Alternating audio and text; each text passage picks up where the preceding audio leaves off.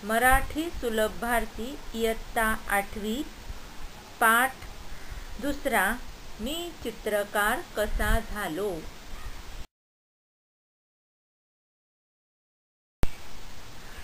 मी चित्रकार कसा झालो।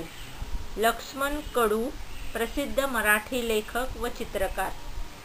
लेखक लक्ष्मण कडू यांनी या पाठात सानुभव व्यक्त केले आहेत। स्वतःमधील उपजत असणाऱ्या कलांचा विकास साधने नाहीत म्हणून न थांबता त्यांनी निसर्गाच्या माध्यमातून साधनांची निर्मिती केली आणि आपल्या कलेची साधना याचे वर्णन पाठात 2 अनुभवातून केले आहे। लेखकाला चित्रकलेविषयीची आवड होती, ती पूर्ण करण्यासाठी लागणारी साधने नव्हती, उदाहरणार्थ ब्रश, कॅनव्हास, रंग इत्यादी। साधने मिळवण्यासाठी निसर्गातील विविध घटकांचा उपयोग त्यांनी केला आहे। मूर्तिकलेसंबंधी मूर्ती टिकून राहावी, उन्हात वाळत ठेवल्यावर त्यांना तडे जाऊ नये यासाठी विविध प्रयोग केले। आर्किमिडीज या शास्त्रज्ञाचे उदाहरण देत मुलांना कायम प्रयोगशील राहण्याचा संदेश या पाठातून लेखक आपल्याला देत आहेत।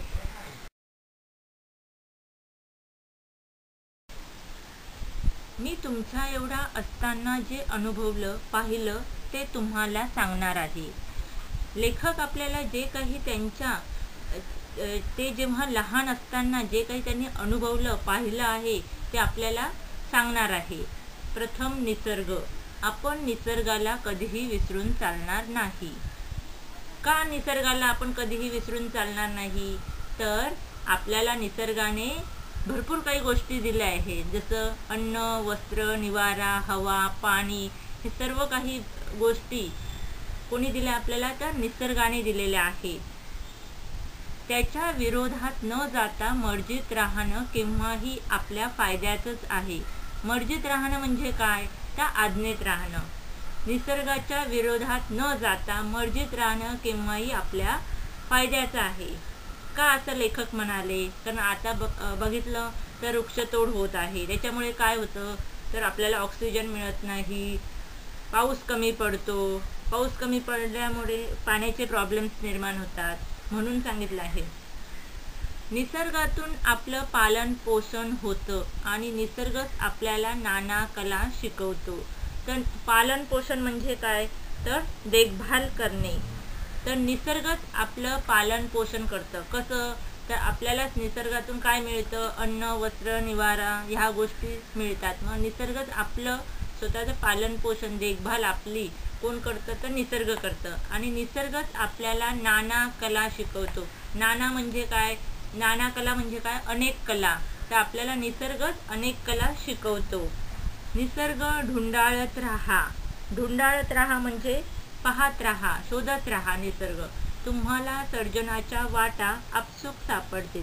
सर्जनाच्या म्हणजे नवनिर्मिती, क्रिएटिव्ह, नवीन प्रेरणा। आपसूक म्हणजे आपोआप, म्हणजे निसर्ग आपण जर शोधत राहिलं तर आपल्याला नवीन नवीन म्हणजे प्रेरणा आपोआप सापडतील, असं आपल्याला इथे लेखकाने सांगितलं आहे। आता तुम्हाला माझीच गोष्ट सांगतो। इथे लेखक स्वतःचीच गोष्ट सांगत आहेत। माझं प्राथमिक शिक्षण एका लहानशा खेड्यात झालं।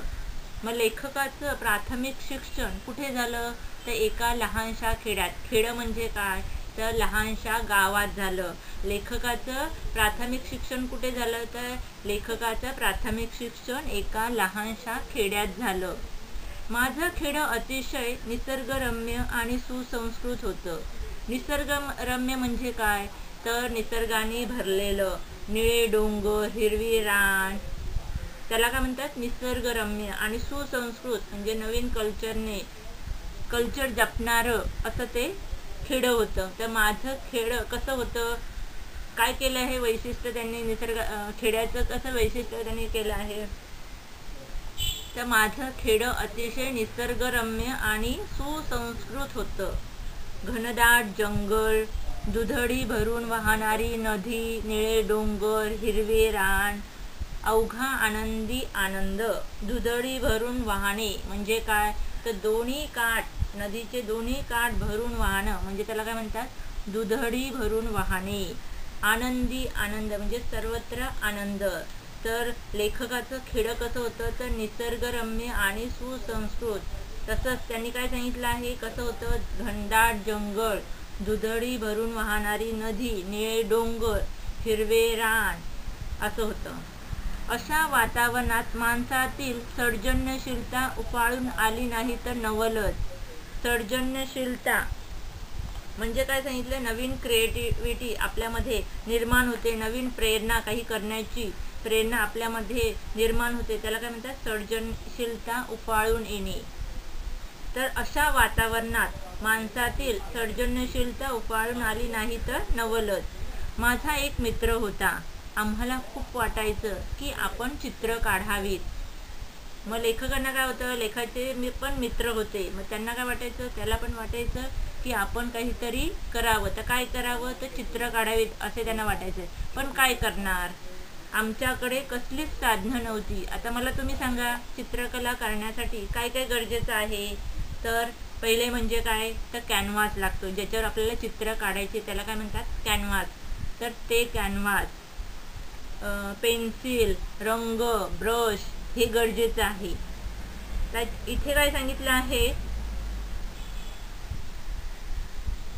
आमच्याकडे कसलीच साधनं नव्हती. साधनं म्हणजे साहित्य. तर आमच्याकडे कसली, त्याच्यातले काहीच नव्हतं असं लेखक सांगतात आहे. पेन्सिल, रंग, ब्रश हे तर सोडा, साधा कागदही नव्हता.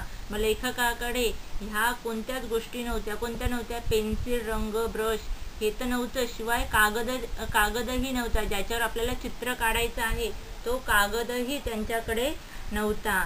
अभ्यासाची एकच वही, पाटीवर लिहिण्याची एक पेन्सिल, तिचे तुकडे झाले तरी सांभाळून वापरावी लागायची. मग त्यांच्याकडे काय होतं, तर अभ्यासाची फक्त एक वही आणि पाटीवर लिहिण्याची एक पेन्सिल, आणि तिचे पण काय झाले होते, तुकडे झाले होते, आणि ती पण सांभाळून वापरावी लागायची. दुसरी मिळण्याची शक्यता नव्हती, म्हणजे दुसरी घेण्याची परिस्थिती नव्हती किंवा शक्यता नव्हती.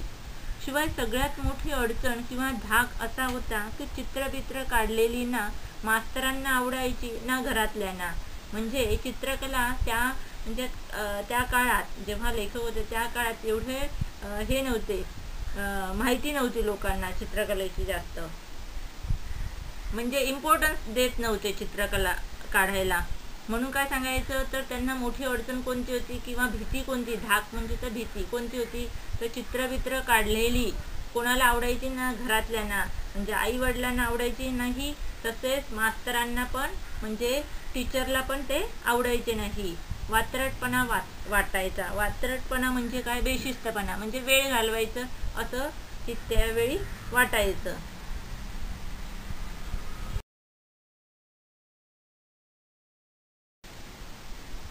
वैशाख महिन्यातलं ऊन करपून टाकणारं असायचं. वैशाख महिना मराठी महिन्यातला वैशाख महिना आहे. तर वैशाख महिना म्हणजे कोणता, तर एप्रिल मे मधलं ऊन. तर काय सांगितलंय, वैशाख महिन्यातलं ऊन करपून टाकणारं असायचं. करपून टाकणारं असायचं म्हणजे काय, चटके देणारं असायचं. तर वैशाख महिन्यातलं ऊन कसं होतं, तर चटके देणारे होतं. आम्ही गावातली सगळी मुलं नदीच्या डोहात जाऊन पडायचो. मग काय सांगितलंय, ते ऊन एप्रिल मे मधलं कसं ऊन होतं, चटके देणारं होतं. त्याच्यामुळे काय होते, गावातली सर्व मुलं कुठे जायची, तर नदीच्या डोहात जाऊन पडायचे. अंगात गारवा भरला की पुन्हा काठावर येऊन बसायचं. गारवा म्हणजे काय, थंडी वाजायला लागली. आता पाण्यात जर नदीच्या ते डोहात पाण्यात पडून राहायचे आणि त्याच्यामध्ये पाण्यात बसून थंडी वाजली का पुन्हा ते कुठे यायचे, तर काठावर यायचे आणि काठावर बसायचे. काठालगत खूप खडक होते. खडक म्हणजे काय, तर दगड होते. काठाच्या भोवती, काठाच्या लगत काय होते, तर खडक होते, दगड होते. पाण्याच्या प्रवाहामुळे गुळगुळीत सपाट झालेले, लांबरुंद पसरलेले. तर लेखक कुठे अंगात काय भरलं, तर काठावर येऊन बसायचे. तर अंगात गारवा भरला की ते काठावर येऊन बसायचे. आणि काठालगतचे दगड कसे होते, तर पाण्याच्या प्रवाहामुळे ते कसे झाले होते, तर गुळगुळीत सपाट झालेले लांब रुंद पसरलेले असे ते खडक होते.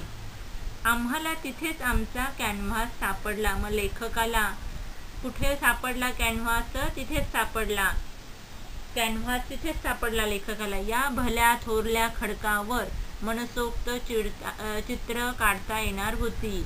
मग ह्या मोठ्या मोठ्या खडकांवर लेखकाला तिथे चित्र काढता येणार, त्या दगडांवरती चित्र काढता येणार होती. मग लेखकाचा कॅनव्हास कुठे सापडला, तर कॅनव्हास म्हणजे काय होता, लेखकाचा कॅनव्हास म्हणजे काय होता, तर खडक होता. आणि त्या खडकावर त्यांना चित्र काढता येणार होती.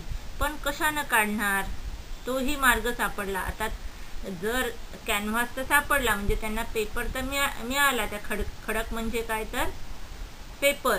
तर त्याच्यावरती चित्र तर काढणार, पण आता काढणार कशाने, तर त्यांना तोही मार्ग सापडला. आमच्या त्या भागात तांबूस रंगाचा मुरुम असतो. तांबूस म्हणजे काय, तर लाल रंगाचा. मग आमच्या त्या भागात म्हणजे गावाच्या त्या गावामध्ये तांबूस रंगाचा मुरुम असतो. शिवाय पिवळट रंगाचे दगडही सापडतात. मग पिवळ्या रंगाचे पण त्यांना, जसे लाल रंगाचे तांबूस रंगाचे मुरुम म्हणजे दगड भेटले, तसे पिवळ्या रंगाचेही दगड त्यांना मिळाले, सापडले. ते दगड आपटले की त्याची पिवळी पिवळी फक्की पडते. फक्की म्हणजे तर पावडर. म्हणजे ते दगड जर आपटले, त्याचा चुरा केला, तर त्याची काय होते, पिवळी पिवळी पावडर पडते, फक्की पडते. अगदी पिठासारखी असते. म्हणजे आपलं पीठ असतं त्याच्यासारखी ती पावडर असते. हवं तसं पाणी घातलं की पिवळा रंग तयार. म्हणजे इथे त्यांनी सांगितले आहे, त्यांचा रंगही तयार झाला. त्याला पहिले कशापासून चित्र काढता येणार होते, तर तांबूस रंगाने मुरुम होता, त्याच्याने त्यांनी चित्र काढणार होते. आणि कलर म्हणजे रंगासाठी त्यांनी काय सांगितलं आहे, तर पिवळा रंग कसा तयार केला, तर त्यांनी तर पिवळ्या रंगाचा दगड एकमेकांवर आपटला किंवा त्याचा चुरा केला तर त्याची पिवळी फक्की पडते म्हणजे पावडर पडते, आणि ते पाण्यात घातलं की त्याचा पिवळा रंग तयार.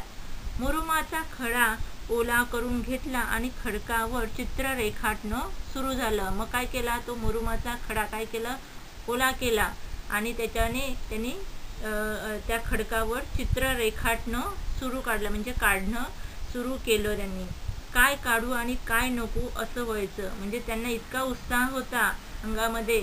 तर आता ह्या सर्व गोष्टी भेटल्या, कशावर काढायचं आणि कशाने काढायचं ते चित्र, तर त्यांना काय काढू आणि काय नको असं व्हायचं. गुडघ्यावर टेकून रेष काढण्यात दंग व्हायचा. रेषा काढीत हातभर पुढं सरकल्यावर मागे वळून पाहा तर रेषा वाळून लाल जर्द झालेल्या असायच्या.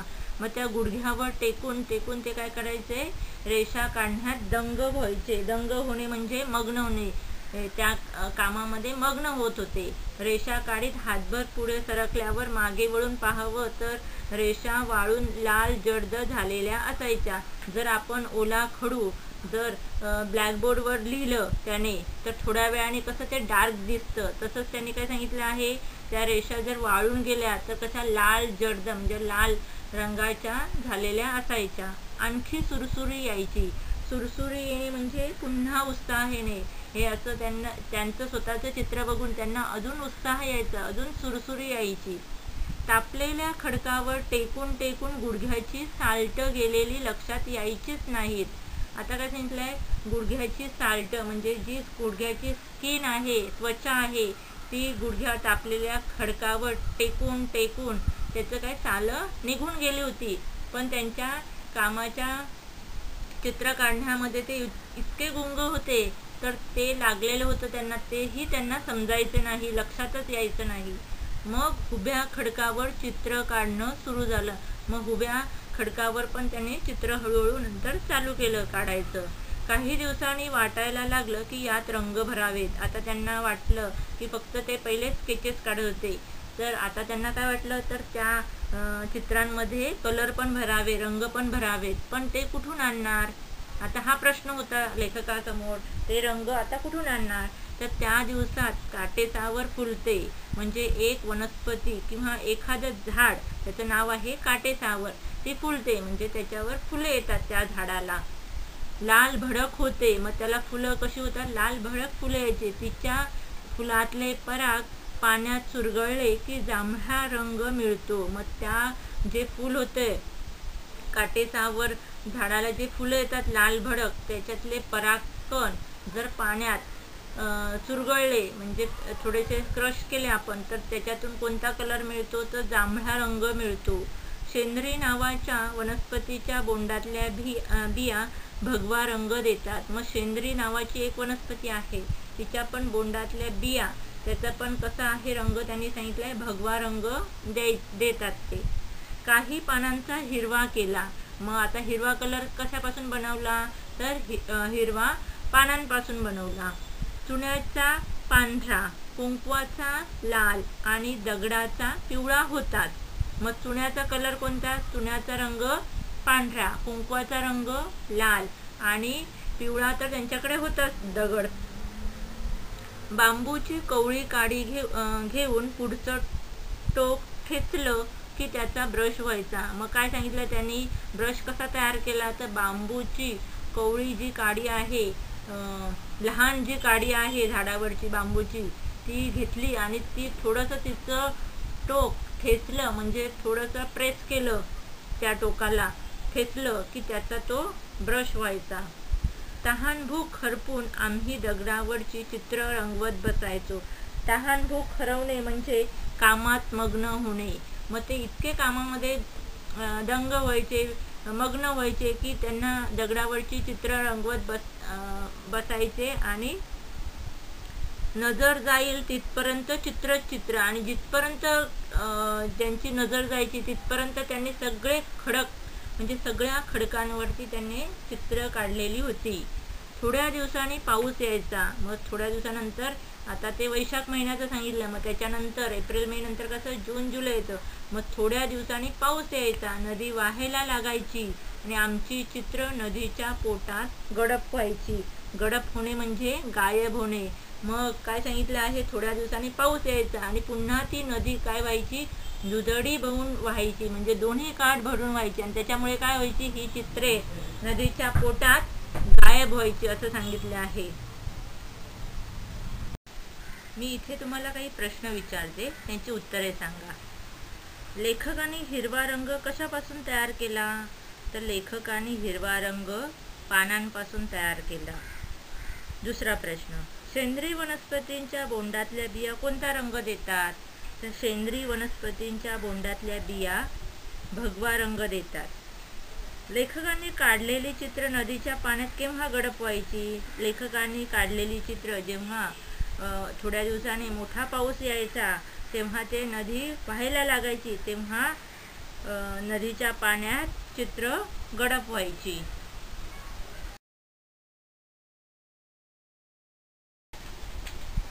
मी जे काही व्यक्तिगत सांगतो आहे ते एक उदाहरण आहे. म्हणजे लेखक जे काही सांगत आहेत तो स्वतःचा ते अनुभव सांगत आहे, स्वतःचं उदाहरण देऊन आपल्याला ते सांगत आहेत.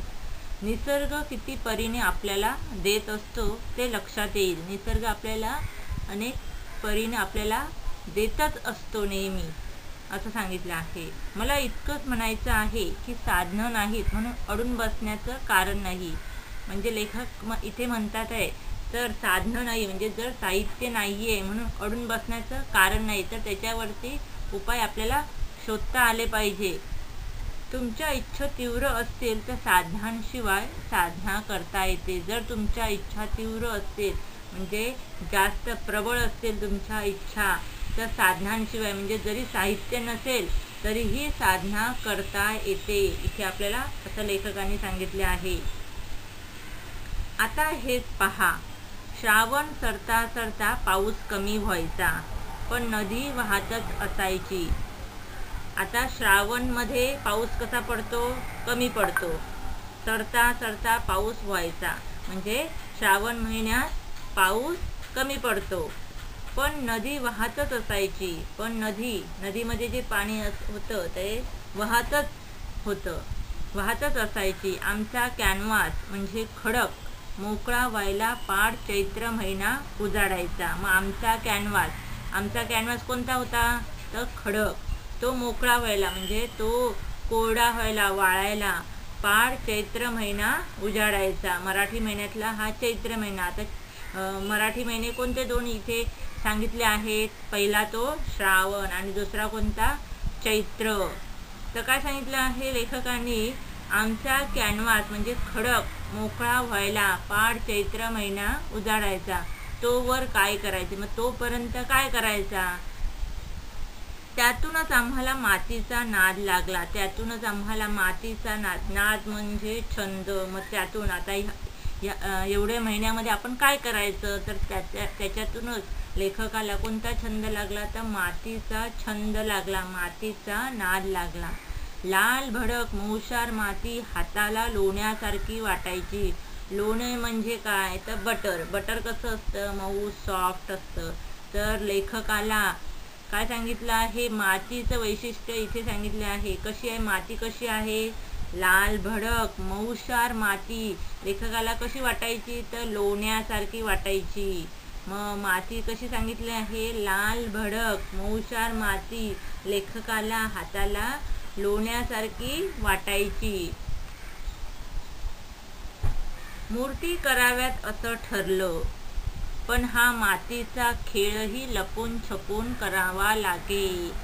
आता लेखकाला कोणता नाद लागला? कोणता छंद लागला? तर मातीचा लागला. का? तर माती कशी लाल भडक मऊशार माती हाताला त्यांना लोण्यासारखी वाटायची, म्हणून त्यांनी काय ठरवलं? तर मूर्ती कराव्यात असं ठरलं, पण हा मातीचा खेळही लपून छपून करावा लागेल. लपून छपून म्हणजे काय? तर कोणाच्या डोळ्यामध्ये न दिसता लपून छपून करावा लागेल. तर का लपून छपून करावा लागेल? कारण आई बाबा ओरडतील, मास्तरही ओरडतील, म्हणून त्यांना हा खेळ, मातीचा खेळ लपून छपून करावा लागत असेल.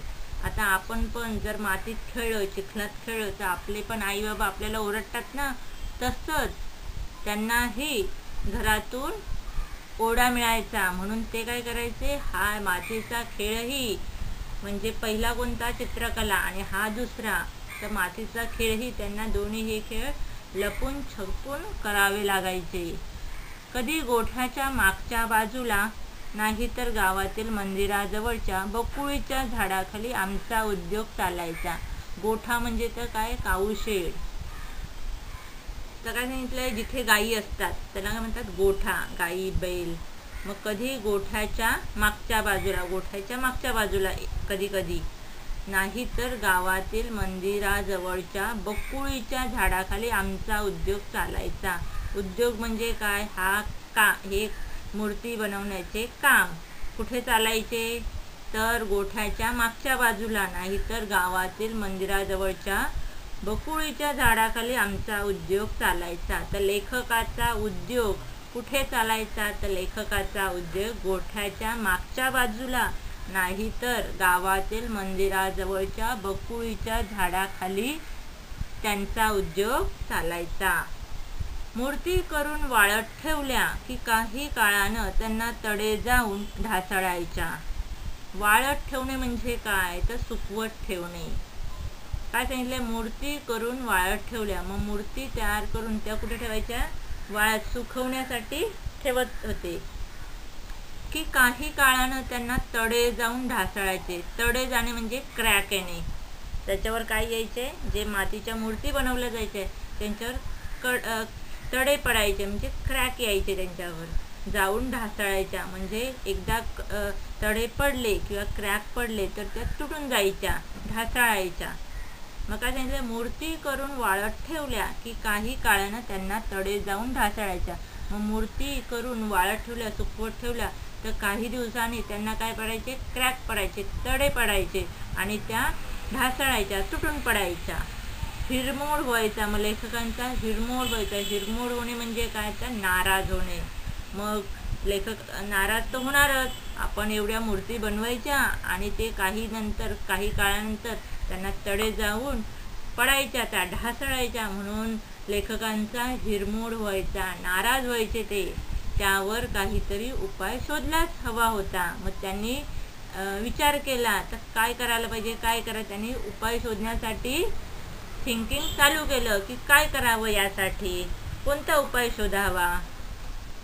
विचार करता करता लक्षात आलं की गाईचं शेण ओलं असताना जसं असतं तसंच ते वाळल्यावरही राहतं. म्हणजे विचार करता करता त्यांच्या असं लक्षात आलं की गाईचं शेण जसं ओलं असतं तसंच ते वाळल्यावरही तसंच राहतं, ओलंच राहतं. सांगायचा अर्थ म्हणजे गाईचं शेण जसं ओलं असतं ते तसंच वाळल्यावरही राहतं. त्याला तडे जात नाहीत, म्हणजे ते क्रॅक होत नाही त्याच्यामध्ये. आम्ही शेण मातीत मळून घेतलं आणि मग काय केलं त्यांनी, लेखकाने काय केलं तर गाईच्या शेणामध्ये ती ही माती जी होती ती मळून घेतली. त्याचं चांगल्या प्रमाणे मळून घेतलं. का? कारण त्याला तडे जाऊ नये म्हणून. मूर्ती थोड्या टिकायला लागल्या. मग त्याच्यापासून त्यांनी काय केलं, पहिले गाईचं शेण मातीत मळून घेतलं आणि त्याच्यापासून मूर्ती बनवायला लागले. आणि त्याच्यामुळे काय झालं तर मूर्ती थोड्या टिकायला लागल्या, म्हणजे तडे जाणं थोडे दिवस बंद झालं. तरीही जास्त दिवस झाल्यावर बारीक बारीक तडे जाऊन ढलप्या पडायच्या. पुन्हा विचार सुरू. पण काही दिवसानंतर परत तेच व्हायचं. त्यांना पण तडे जायचे आणि त्याच्यामध्ये त्या पण ढासळायच्या, ढलप्या पडायच्या आणि ते पण तुटून खाली पडायचं. म्हणजे पुन्हा विचार सुरू. मग पुन्हा त्याने विचार चालू केले, काय करायचं आता, काय करायचं असं सांगितलं आहे. आता मी तुम्हाला इथे काही प्रश्न विचारते. तर ह्या परिच्छेदामध्ये तुम्हाला मराठी महिने कोणते सांगितले आहेत? तर पहिला श्रावण महिना आणि दुसरा चैत्र महिना. लेखकाचा उद्योग कुठे चालायचा? तर लेखकाचा उद्योग गोठ्याच्या मागच्या बाजूला, नाहीतर गावातील मंदिराजवळच्या बकुळीच्या झाडाखाली त्यांचा उद्योग चालायचा. लेखकाचा हिरमोड का व्हायचा? मूर्ती बनवायच्या आणि वाळत ठेवल्या की काही काळानं त्यांना तडे जाऊन ढासळायचे, म्हणून लेखकांचा हिरमोड व्हायचा. म्हणून त्याने पहिला उपाय कोणता केला? तर त्याने काय केलं तर गाईचे शेण मातीत मळून घेतलं आणि त्याच्यापासून मूर्ती तयार केल्या आणि त्या थोड्या टिकायला लागल्या.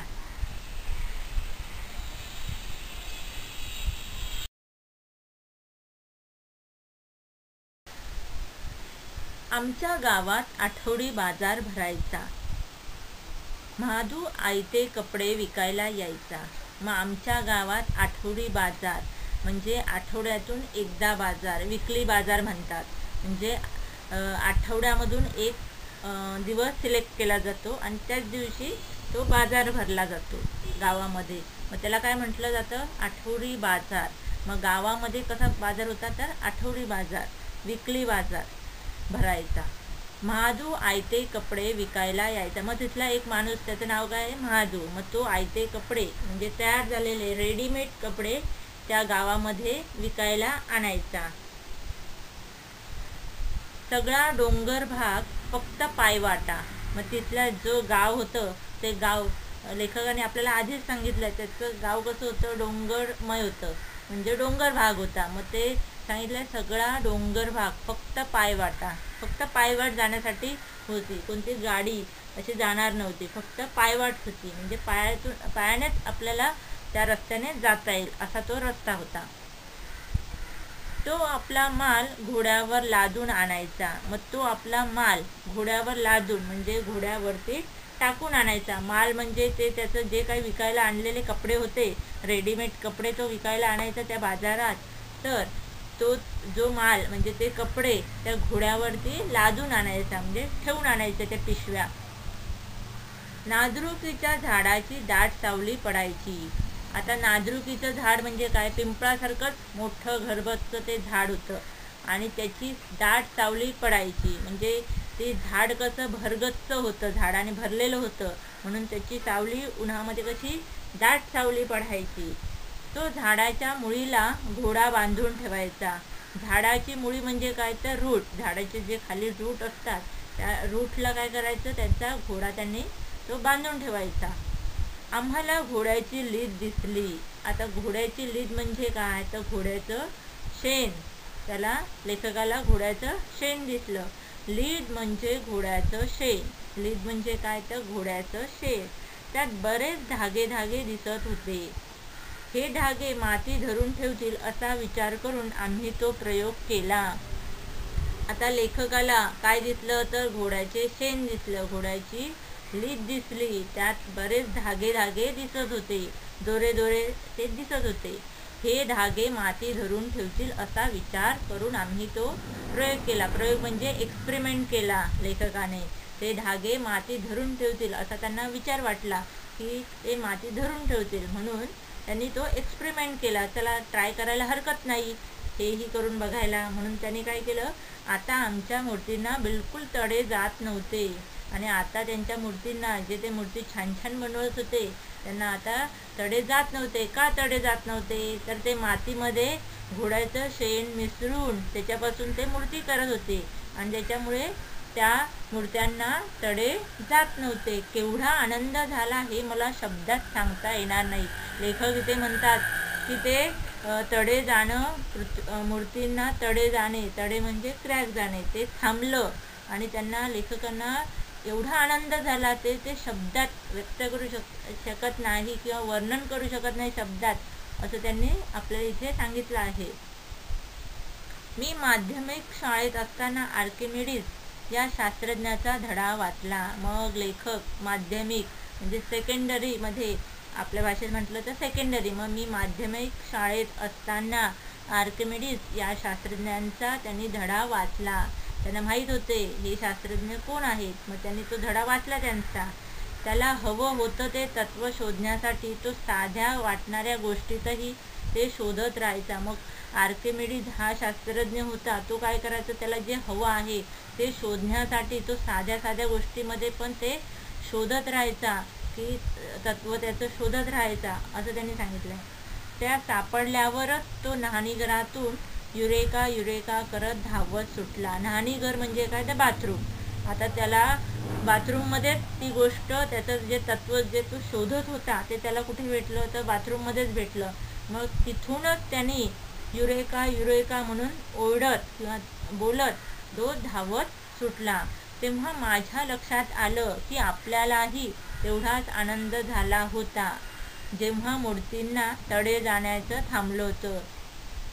मग तेव्हा लेखकाच्या पण लक्षात आलं आपल्याला पण त्याच्या एवढाच आनंद झालाय. तो जेव्हा बाथरूममध्ये होता त्याला तिथे समजलं त्याचं तत्त्वाचं शोध झाला आणि तिथूनच त्याने ओरडणं चालू केलं, तो धावत सुटला युरेका युरेका म्हणत. तसाच आनंद लेखकालाही तिकडे मूर्तींना तडे जाण्याचं जेव्हा थांबलं तेवढा आनंद झाला, ते त्यांनी इथे सांगितलं आहे. आपल्यापुरता का होईना पण तो एक शोध होता. मग लेखक काय म्हणतात आहे, त्यांच्यापुरता काय होईना तो त्यांनी एक शोध फाइंड आउट केलं होतं. त्याचं जे तत्त्व जो शोधत होता त्यांनी फाइंड आउट केलेलं, त्याच्यामुळे काय झालं, मूर्तींना तडे जाण्याचं थांबलं होतं आणि हा त्यांनी शोध लावला होता आणि तो पूर्ण झाला. म्हणून ते म्हणतात आपल्यापुरता का होईना पण तो एक शोध होता, एक्सपेरिमेंट होता, असं सांगितलं आहे. आता इकडे मुलांनो, मी तुम्हाला एवढंच सांगेन की तुमच्या प्रत्येकात आर्किमिडीज दडलेला आहे. त्याला कायम जागता ठेवा. तुमचं आभाळ कायम आनंदानं भरलेलं राहील. इथे आपल्याला ल.म. कडू म्हणजे लक्ष्मण कडू हे जे लेखक आहेत ते आपल्याला मार्गदर्शन देतात आहे, सांगतात आहे, आपल्याला सल्ला देतात आहे की मुलांनो, मी तुम्हाला एवढंच सांगेन की तुमच्या प्रत्येकात आर्किमिडीज दडलेला आहे. म्हणजे तुमच्या प्रत्येकामध्ये आर्किमिडीज शास्त्रज्ञ आहे, दडलेला आहे, लपलेला आहे, तुमच्यामध्ये आहे असं आपल्याला सांगतात आहे. तर त्याला तुम्ही कायम जागता ठेवा. म्हणजे तुम्ही एखाद्या त्याचा शोध करत राहा, तुमच्यामध्ये काय आहे काय नाही, चांगल्या गोष्टी त्याचा शोध घेत राहा असं सांगतात. तुमचं आभाळ कायम आनंदानं भरलेलं राहील. मग तुम्ही शोध घेत राहिलात, मग तुमचं आभाळ जे आहे कायम आनंदाने भरलेलं राहील, असं ह्या लेखकात ह्या पाठामध्ये आपल्याला सांगितले आहे.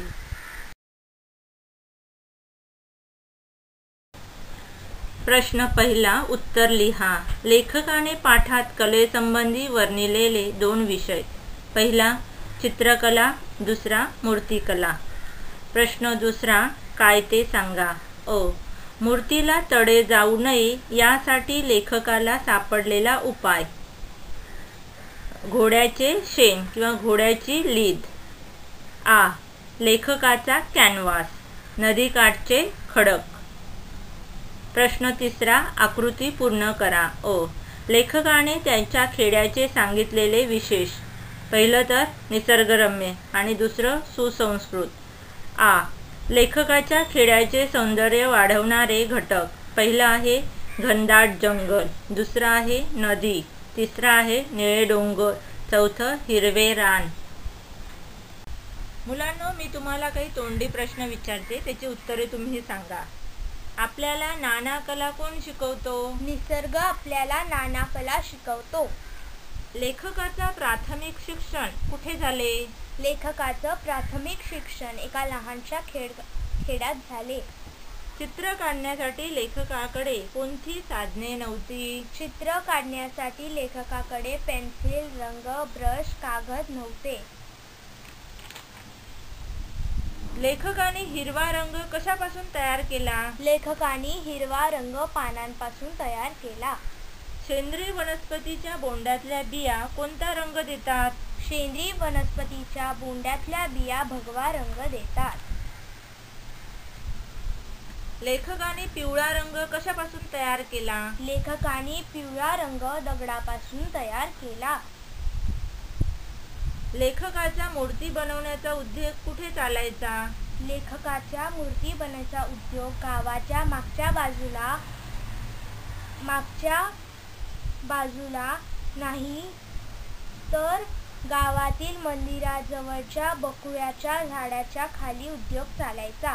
लेखकाचा मूर्ती बनवण्याचा उद्योग गोठ्याच्या मागच्या बाजूला नाहीतर गावातील मंदिराजवळच्या बकुळीच्या झाडाखाली उद्योग चालायचा. मूर्तीला तडे जाऊ नयेत यासाठी लेखकाने काय केले? मूर्तीला तळी जाऊ नये यासाठी लेखकाने गाईचं शेण मातीत मिळवून घेतलं. आणि व त्याच्यानंतर त्यांनी घोड्याची लीद मिळवून घेतली. घोड्याचे शेण मातीत मळून घेतलं व त्यापासून मूर्त्या बनवू लागल्या. लीद म्हणजे काय? लीद म्हणजे घोड्याचे शेण. माधू काय विकायला यायचा? माधू कपडे विकायला यायचा.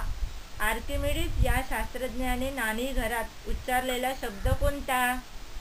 आर्किमिडीज या शास्त्राने नाणेघरात उच्चारलेला शब्द युरेका युरेका.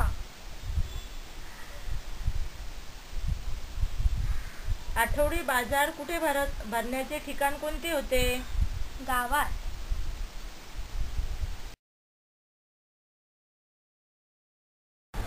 प्रश्न चौथा. योग्य जोडा जुळवा. अ गट. पहिला आहे पिवळा, दुसरा जांभळा, तिसरा भगवा, चौथा हिरवा. ब गट. अ. झाडांच्या पानापासून. आ. दगडापासून. ई. काटेसावरीच्या फुलातील परागकणापासून. ई. सेंद्रिय झाडांच्या बियांपासून. उत्तर. पहिला पिवळा, दगडापासून. दुसरा जांभळा, काटेसावरीच्या फुलातील परागकणापासून. तिसरा भगवा, सेंद्रिय झाडांच्या बियांपासून. चौथा हिरवा, झाडांच्या पानांपासून. प्रश्न पाचवा. एका शब्दात उत्तर लिहा. अ. बांबूच्या कोवळ्या काडीपासून तयार व्हायचा. उत्तर ब्रश. आ. चित्र काढण्यासाठी वापरला जाणारा कागद. उत्तर खडक. ई. लाल भडक मातीपासून तयार केल्या जायच्या. उत्तर मूर्त्या. ई. ओलं असताना जसे असते तसे वाळल्यावरही असते. उत्तर गाईचे शेण. उ. घोड्याच्या शेणाला म्हणतात. उत्तर लीद.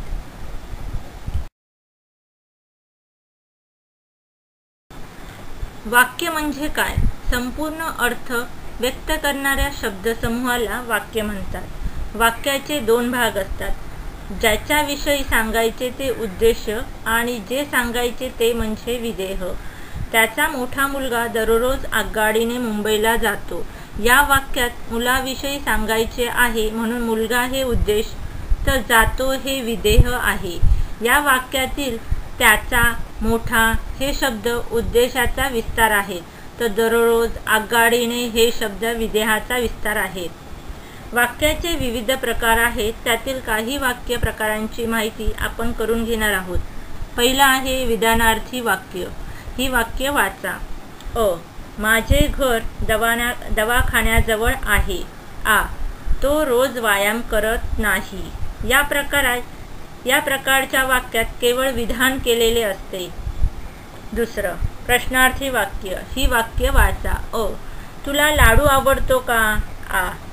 तुम्ही सकाळी कधी उठता? या प्रकारच्या वाक्यात प्रश्न विचारलेला असतो. तिसरं उद्गारार्थी वाक्य. ही वाक्य वाचा. अरे रे, फार वाईट झाले. शाब्बास, चांगले काम केलेस. या प्रकारच्या वाक्यात भावनेचा उद्गार काढलेला असतो. चौथं आज्ञार्थी वाक्य. ही वाक्य वाचा. मुलांनो, रांगेत चला. उत्तम आरोग्यासाठी व्यायाम करा. या प्रकारच्या वाक्यात आज्ञा किंवा आदेश असतो.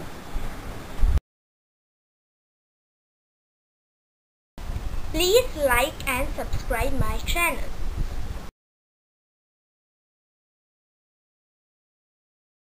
Visit my website komalahirrao.com.